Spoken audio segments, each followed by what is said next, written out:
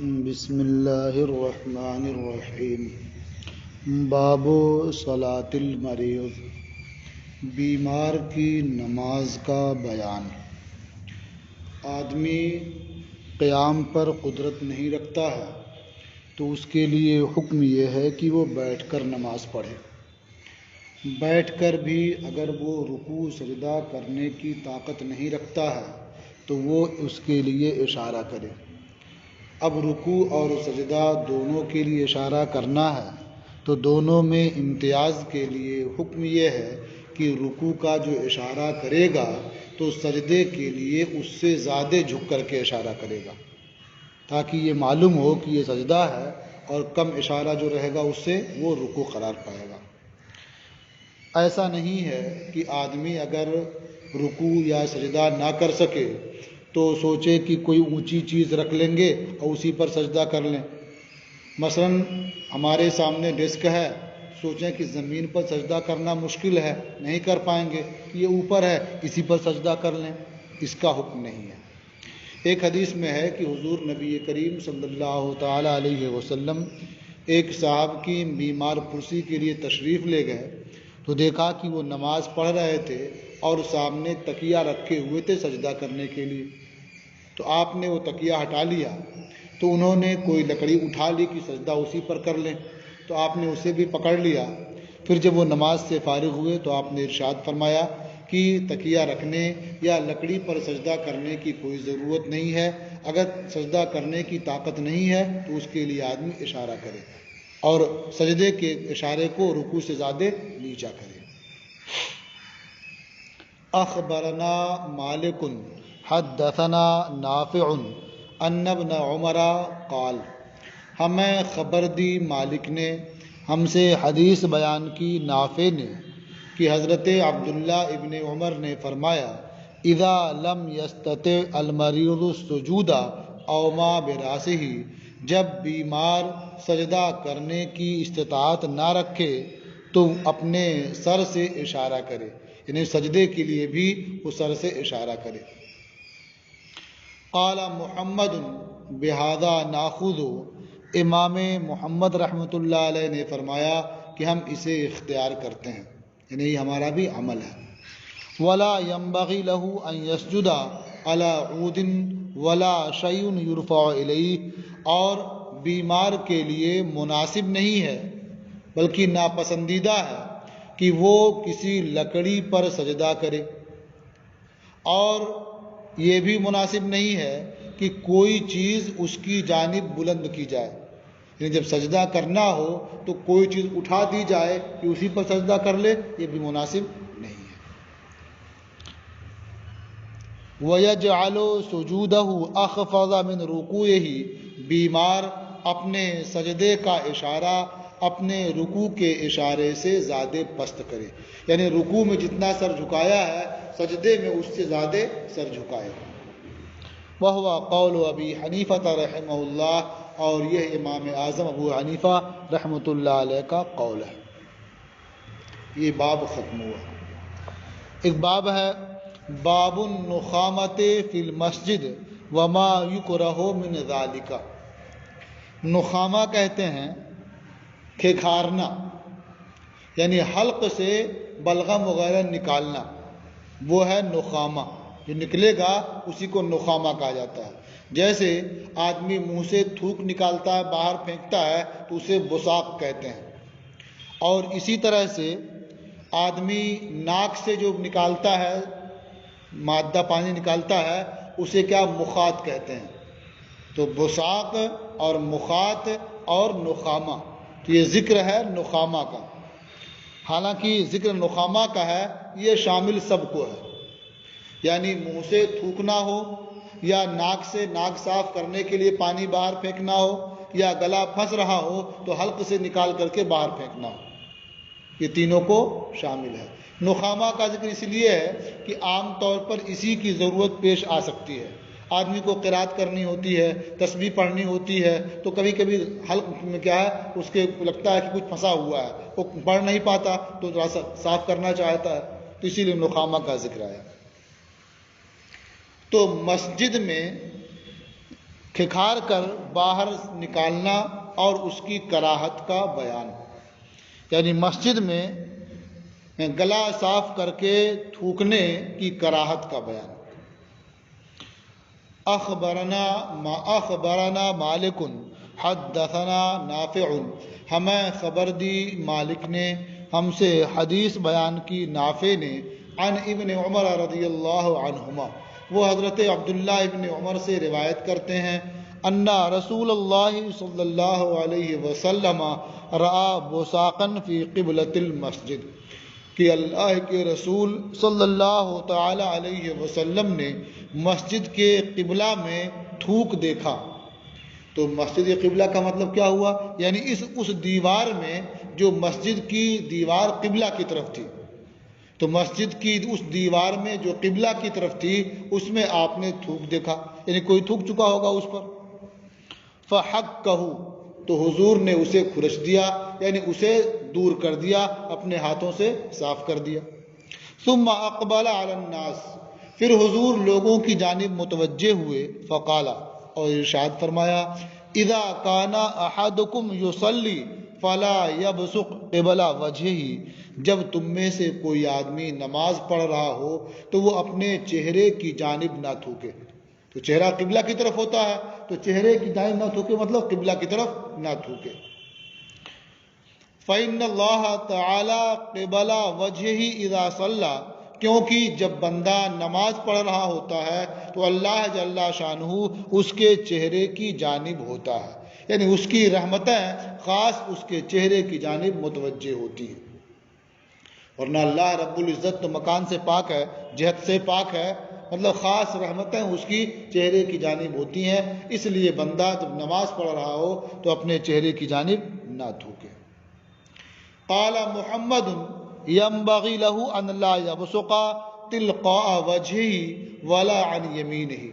امام محمد رحمۃ اللہ علیہ نے فرمایا کہ مناسب یہ ہے کہ نماز پڑھنے والا اپنے چہرے کی جانب نہ تھوکے اور نہ اپنی داہنی جانب تھوکے۔ کہا تھا نخامہ، یہ تھوکنے کو بھی شامل ہے، دیکھیے تھوکنے کا ذکر ہو رہا ہے نا، ہمارا لفظ نخامہ آیا ہے اور اس کے ضمن میں یہ تھوکنے کا بھی تذکرہ ہے۔ تو اب اپنے چہرے کی جانب نہ تھوکے، اپنی داہنی جانب نہ تھوکے، تو کدھر تھوکے؟ کاول یا بسق تحت رجلہ الیسریٰ، اسے چاہیے کہ اپنے بائیں پاؤں کے نیچے تھوک لے، یعنی اگر تھوکنا ضروری ہی ہو تو وہ اپنے بائیں پاؤں کے نیچے تھوک لے۔ تو نماز پڑھنے میں تو یوں تھوکنا ہی نہیں چاہیے، پہلی بات، لیکن اس کے بغیر چارہ ہی نہ ہو، تھوکنا ہی ضروری ہو، تو اب سامنے نہیں تھوکنا چاہیے کہ ادھر قبلہ ہے، اس کا احترام ضروری ہے۔ داہنی جانب نہیں تھوکنا چاہیے، اس لیے کہ داہنی جہت یہ بہتر اور افضل ہوتی ہے بائیں جہت سے۔ تو اب گنجائش کیا نکلی کہ بائیں طرف وہ تھوک سکتا ہے، وہ بھی کب؟ جب بائیں طرف کوئی نمازی نماز نہ پڑھ رہا ہو، ورنہ ایسا نہ ہو کہ کوئی نماز پڑھ رہا اسی کے اوپر تھوک دے، تو یہ درست نہیں ہے۔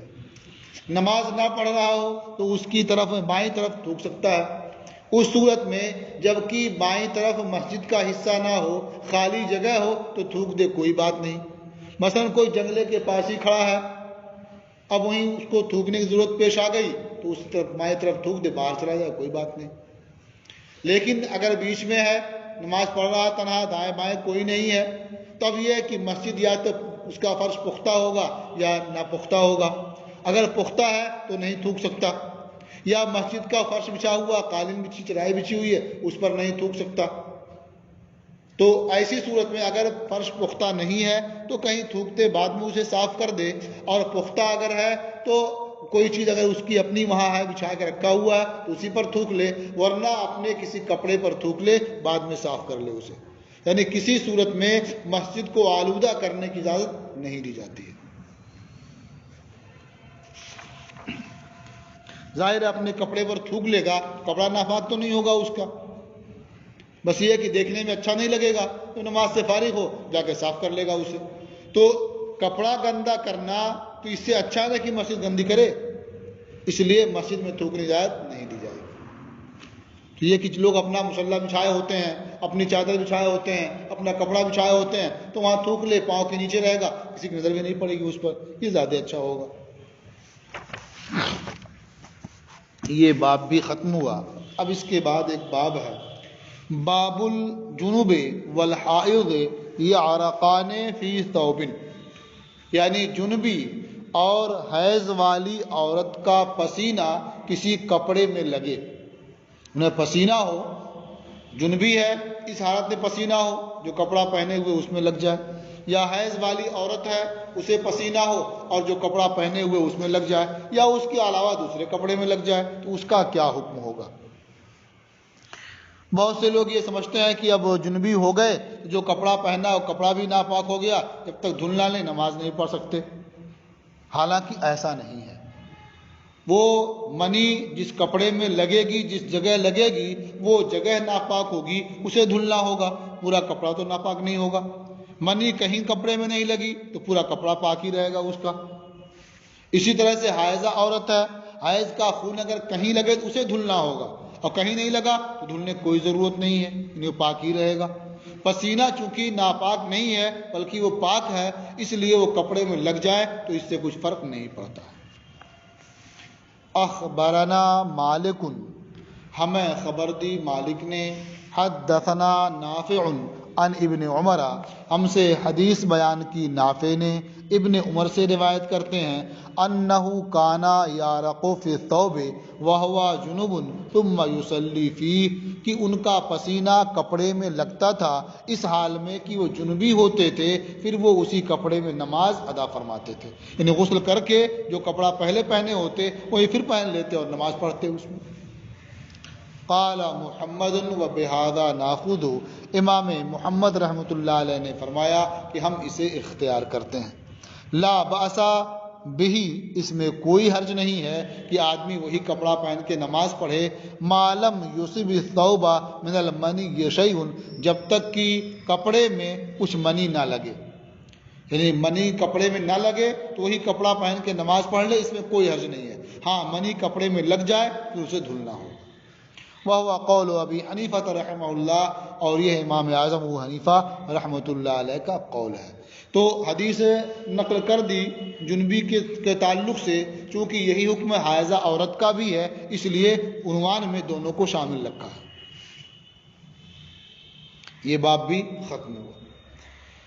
باب بدء امر القبلۃ وما نسخ من قبلۃ بیت المقدس،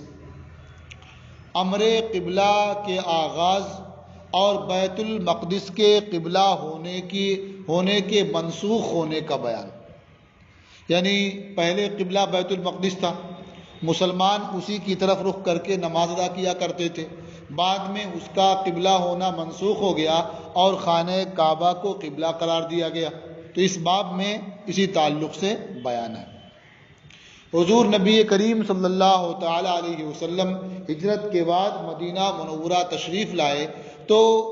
ہجرت کے بعد 1 سال 5.5 ماہ تقریباً وہ بیت المقدس کی طرف رخ کر کے نماز ادا فرماتے رہے۔ اس کے بعد ایک دن آپ بنی سلمہ کی مسجد میں ظہر کی نماز ادا فرما رہے تھے کہ اسی درمیان تحویل قبلہ کا حکم نازل ہوا اور آپ نماز کے درمیان ہی بیت المقدس کی جانب سے خانہ کعبہ کی جانب متوجہ ہو گئے، حالانکہ دونوں جہتیں ایک دوسرے کے مخالف ہیں۔ یہاں کے لحاظ سے اگر غور کریں تو گویا ایک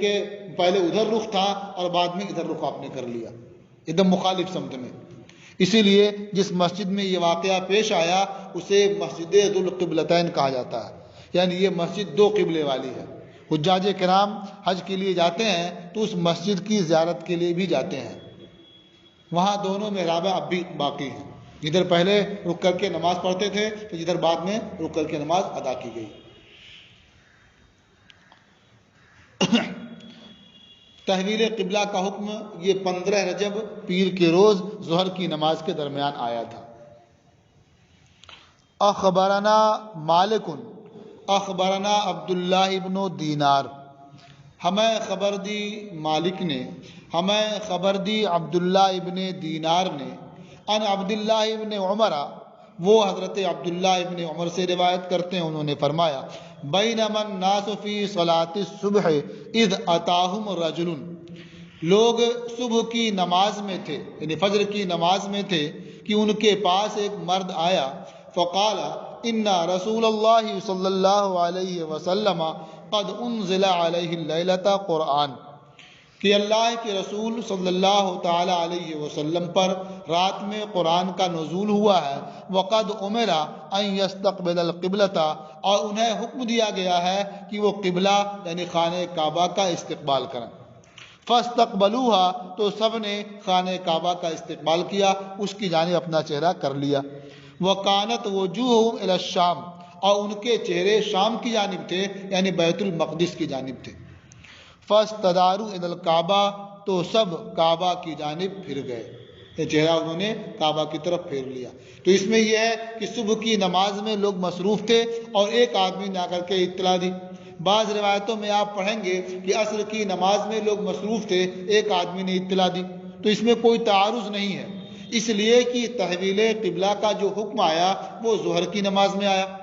تو جو مدینہ منورہ سے بالکل متصل تھے یا آبادی ہی میں تھے، ان تک عصر تک یہ اطلاع پہنچ گئی،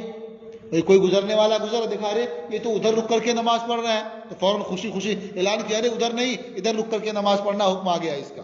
تو ان کو پہلے ہی معلوم ہو گیا۔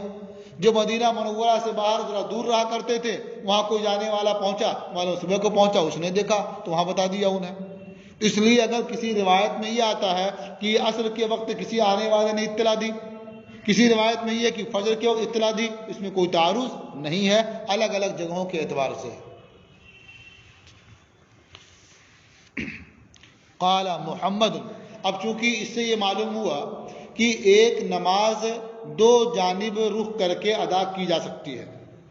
پہلے کسی طرف قبلہ ہونا معلوم تھا، ادھر رک کر کے نماز ادا کی گئی، بعد میں معلوم ہوا کہ یہ قبلہ اب نہیں ہوا کہ یہ قبلہ ہے، ادھر رک کر کے نماز پڑھ لی گئی۔ تو اس سے امام محمد رحمۃ اللہ علیہ نے یہ مسئلہ اخذ کیا کہ اگر کسی کو قبلہ معلوم نہ رہے، مشتبہ ہو جائے، تو وہ تحری کر کے نماز پڑھے گا۔ اس نے تحری کیا، دل جم گیا کہ قبلہ ادھر ہے، ایک دم یہاں کے لحاظ سے پورب کی طرف دل جم گیا، قبلہ ادھر ہی ہے، کیا کرے گا؟ وہ ادھر رک کر کے نماز پڑھے گا۔ ابھی ایک رکعت پڑھا، اسے معلوم ہے کہ ادھر نہیں بلکہ ادھر قبلہ ہے،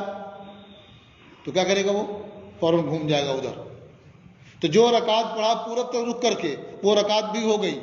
اور جو رکعت پڑھا دکن طرف رک کر کے، وہ رکعت بھی ہو گئی۔ ابھی دو رکعت ہی پڑھا تھا، سمجھ میں آیا کہ نہیں یار قبلہ ادھر نہیں ادھر قبلہ ہے، وہ گھوم گیا اتر کی طرف، پڑھ لیا ایک رکعت، پھر اس کا دل جما کہ نہیں یار یہ سب گڑبڑ ہو رہا ہے، قبلہ جو ہے ادھر ہے، اب کیا کرے گا؟ ادھر پھر جائے گا وہ۔ تو اس طرح آپ دیکھیں اس نے 4 رکعت پڑھی اور 4 طرف رخ کیا، اس کی نماز صحیح ہو گئی، اس لیے کہ جو علم کے مطابق عمل کرنے کا حکم ہے اس کے لیے اسی کا حکم تھا، جو قبلہ جدھر ہونا دل جمے وہ پڑھے، تو جو معلوم تھا قبلہ رخ کیا اس کی طرف۔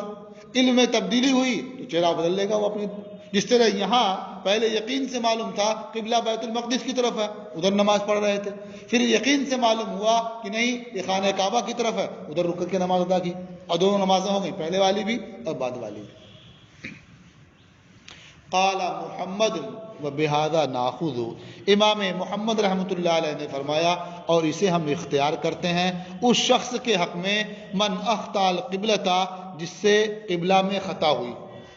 حتی صلی رکعتن اور رکعتین، یہاں تک کہ اس نے 1 رکعت یا 2 رکعتیں پڑھ لی، ثم علم انہ یصلی الی غیر القبلہ، پھر اسے پتہ چلا، اسے معلوم ہوا کہ وہ قبلہ کے علاوہ کی طرف نماز پڑھ رہا ہے، فلینحرف الی القبلہ، تو وہ قبلہ کی طرف پھر جائے، فیصلی ما بقیہ، تو وہ ما بقیہ قبلہ کی طرف رک کر کے نماز پڑھے، ویعتد بما مضی، اور جو پڑھ چکا اسے شمار کرے، 2 ادھر پڑھ چکا تھا وہ شمار کرے، اب 2 پڑھ لے 4 پوری ہو جائے گی، نماز ہو گئی اس کی۔ وہو قول ابی حنیفہ رحمہ اللہ، اور یہ امام اعظم ابو حنیفہ رحمۃ اللہ علیہ کا قول ہے۔ یہ باب بھی ختم ہوا۔ ایک باب ہے باب الرجل یصلی بالقوم وہو جنب او علی غیر وضو، آدمی قوم کو نماز پڑھا دے اس حال میں کہ وہ جنبی ہو یا بے وضو ہو، یعنی اسے پتہ نہیں تھا، وہ سمجھتا تھا کہ یہ پاک ہے جنبی نہیں ہے اور نماز پڑھا دیا، یا اپنے آپ کو جانتا تھا کہ باوضو ہے اور نماز پڑھا دیا، نماز پڑھانے کے بعد معلوم ہوا کہ ارے مجھے تو جنابت لاحق ہوئی تھی، میں جان ہی نہیں پایا،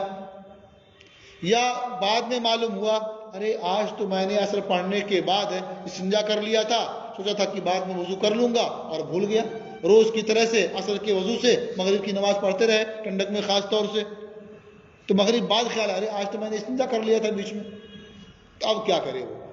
تو حکم یہ ہے کہ جب اسے معلوم ہو جائے کہ یہ نماز ہم نے بے وضو پڑھا دی ہے یا جنابت کی حالت میں پڑھا دی ہے، تو وہ اپنی نماز کا اعادہ کرے، اور جن لوگوں نے ان کے پیچھے نماز پڑھی ہے انہیں بھی اعادے کا حکم دیا جائے گا۔ یعنی بہتر یہ ہوگا کہ وہ خود ہی اعلان کر دے بعد کے وقت میں کہ جن لوگوں نے مغرب کی نماز میری ابتدا میں پڑھی ہے وہ اپنی نماز دہرا لیں، اور اعلان نہیں بھی کیا، اور جس کو معلوم ہو گیا کہ ایسا